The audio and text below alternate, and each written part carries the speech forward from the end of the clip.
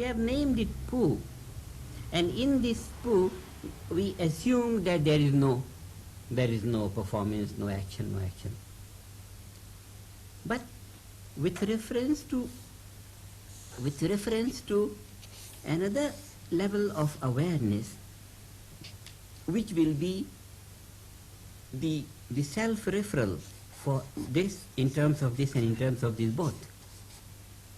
This awareness,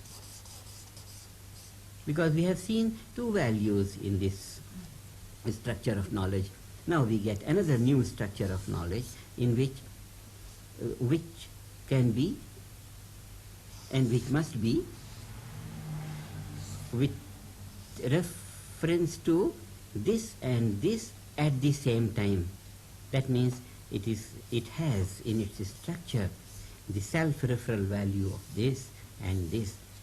And in this sense, what we have done to this innocent poo value, innocent poo character of it, we have brought it in comparison to this, and therefore we have done something of a sense of performance, the sense of action to it. So after poo, it becomes purusha.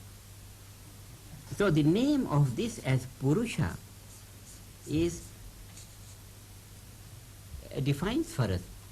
The name of this as purusha defines for us its value in terms of prakriti and in terms of this totality, total picture of knowledge.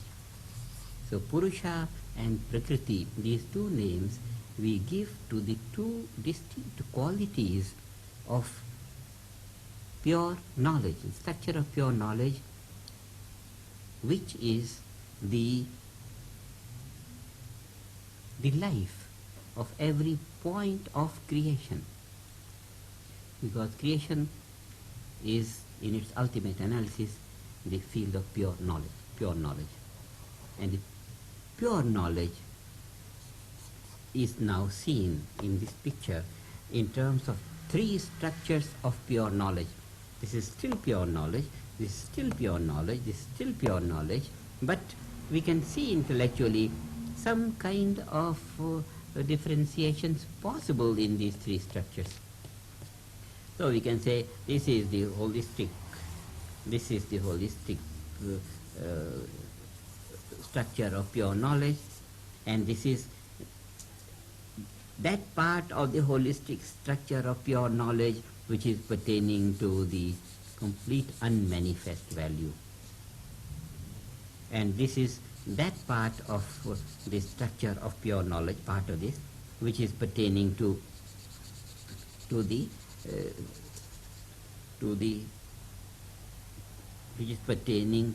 it being the source of manifest knowledge, source of manifest, still in the unmanifest.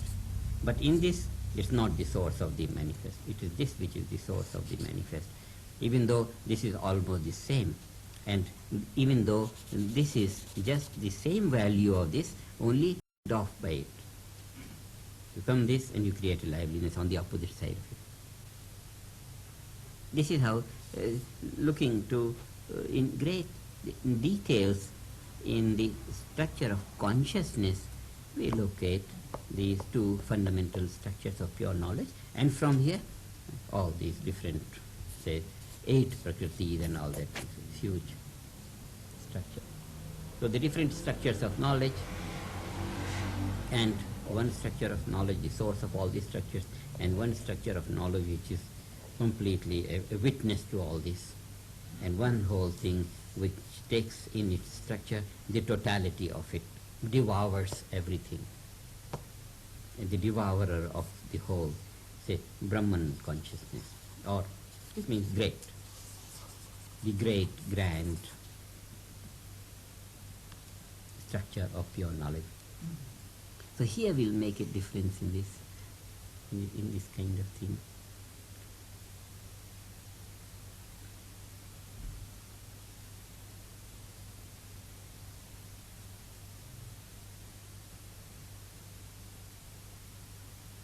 And what is most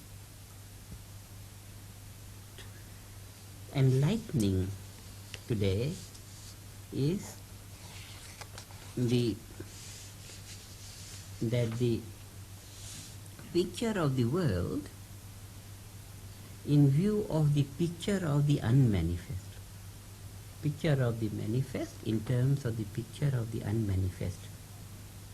When you describe all these laws of nature, laws of nature and their different implications in the character, non-changing, changing and all that, it just is the picture of here in terms of here. And this is profusely exhibited in nature.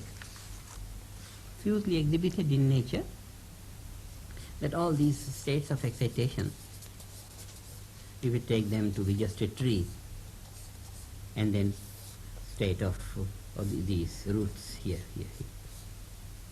So now this branch here, the existence of this branch here is just on the basis of some root here.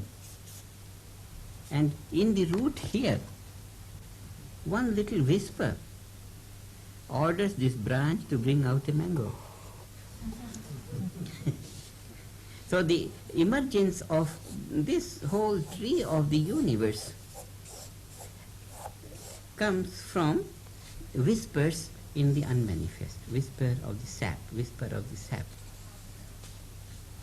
And when we see these two values of the sap, this way and this way, in this grand analysis, all the structures of knowledge with regard to the whole creation, with regard to all the laws of nature, all the structures of the laws of nature, then could be seen in these whispers. Now, these whispers are the whispers of pure knowledge, whispers of knowledge structured in consciousness. Whispers of knowledge structured in consciousness. The structures of laws of nature structured in the consciousness of the knower. Consciousness. So the laws of nature in terms of consciousness are the whole universe in the unmanifest state. The whole universe in the unmanifest state, in the fluctuations of consciousness. And all these innumerable fluctuations of consciousness which express as the laws of nature and which then in turn create creation, all these expressions or these whispers of knowledge, expressions of consciousness, are the expressions of the self-referring state which we have seen. We can talk in terms of the infinite spin of life, of consciousness within itself, in its self-referral structure, pure consciousness. So all these impulses of pure consciousness originate from that core of creativity which has a self-referral